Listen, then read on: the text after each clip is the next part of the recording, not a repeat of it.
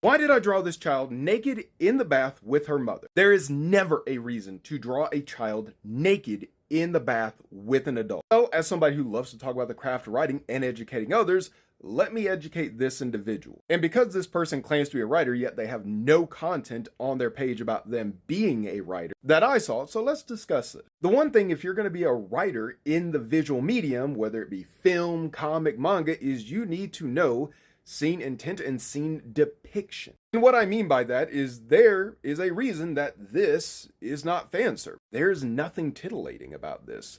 All the shots are not focused on their sexual aspect. They're not posed in sexual manners. They're not framed in sexual manners. The context of these shots is this child was just traumatized, and these individuals, her mother and one of the holy knights that helped raise her, are consoling her. But yet, way earlier in the scene, you get Lady Petal's introduction, which is meant to be fan service, because of her posing, because she is taking off her pants, because the shot is focusing on her butt and her chest, even though it is partially obscured. This shot was absolutely designed to be titillating. I've done plenty of videos discussing what does and does not make fan service, so I'm not going to retread that in this video, but now I'm going to talk about why it is in-universe contextual, why this scene took place in the bathhouse. The first thing that I'm going to take you to is the actual location, Tower of Battle, floor 32, bath lounge. So in universe, this should kind of key your brain into saying, okay, this isn't just a bathroom with a bathtub that is a lot more intimate in space. This is a bath lounge. This is a location that was designed for a large amount of people, which could also be indicated by how large the bath is. So why is there a bath lounge? Well, her father is the god of honor, and the one thing that you need to understand is he is an old god. He has lived through the rise and fall of many civilizations, and his last one that he ran was the Golden Empire, which the Tower of Babel was the capital of. And in his empire, bathhouses were very common, just like you would find in Rome or Japan, and even in America, you can find some bathhouses. And so in his society, he wanted to desexualize the nature of the human body. So he created bathhouses in order to create them as community spaces where people, women, children, orcs, could just come together and then have a space to share during a vulnerable moment. And so whenever I looked at the rules of generally kind of how did they work with children, was there a separate space or did they just not allow the children to be naked?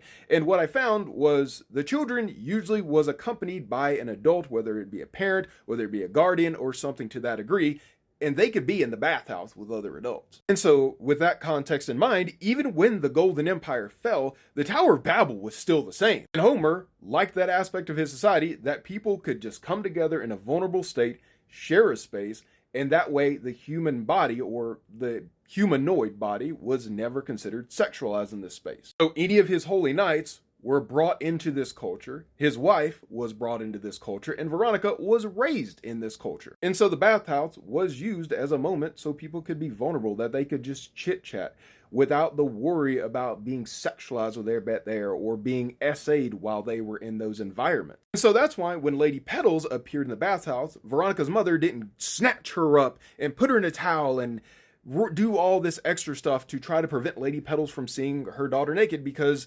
that's the culture that the god put in place. Lady Petals and Alicia may not get along, but Lady Alicia would never put her daughter in a situation where she was in danger, because at least Alicia trusts Lady Petals that she's not going to do anything corrupt with Veronica. Hell, in fact, any of the male knights could come into the bathhouse and Lady Alicia would not freak out.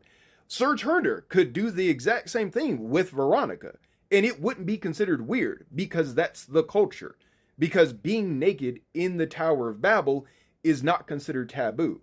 Because a lot of these people are parental figures to Veronica, and they don't view her in that light at all. And being parental figures, anybody who tried anything with Veronica in the bathhouse would probably end up murdered by one of the knights. But symbolically, I want you to go read this scene, because not only is it a cultural reason that they are naked in the bathhouse, but symbolically, all three of these characters enter into an incredibly vulnerable state. Petals has to relive to help Veronica one of her most horrific moments in her life, in order to put the death that Veronica saw and put herself into a situation where this girl died because of her actions in context. They are not only emotionally making themselves vulnerable, but they are in a physical position of vulnerability. There is no armor, there is no glamour that you can put yourself in. You are just raw in this environment, and that's why the bathhouse was selected for this scene. And there is more bath scenes planned, but one thing about the bath scenes, everyone that I've written is a scene at which somebody is incredibly vulnerable, because the bathhouse is supposed to symbolize vulnerability and comfort. And the other comment that you made regarding that these scenes are only drawn to titillate the viewer. No, it's not. And if this is your opinion as a writer, then you need to educate yourself more on the craft of writing, and specifically in the visual medium, because there is a big difference between the scene that I wrote and something like this from Bleach, or like this entire sequence in Dandadan where minors are just in their underwear for no reason whatsoever, no contextual reason, no cultural reason. They're just there to be in their underwear for titillation's sake. These are examples of titillation in the visual media. You see the shot composition, the attire, and the context of this scene. It's uncomfortable, but these shots are framed in a titillating manner in the aspect of being visual media. So, to all my writers out there, I hope this has been educational. I hope you all have learned something in regards to crafting in the visual medium, because this is something that is very important, especially if you're going to critique somebody on. You need to understand these foundational concepts of what makes fan service and what does not.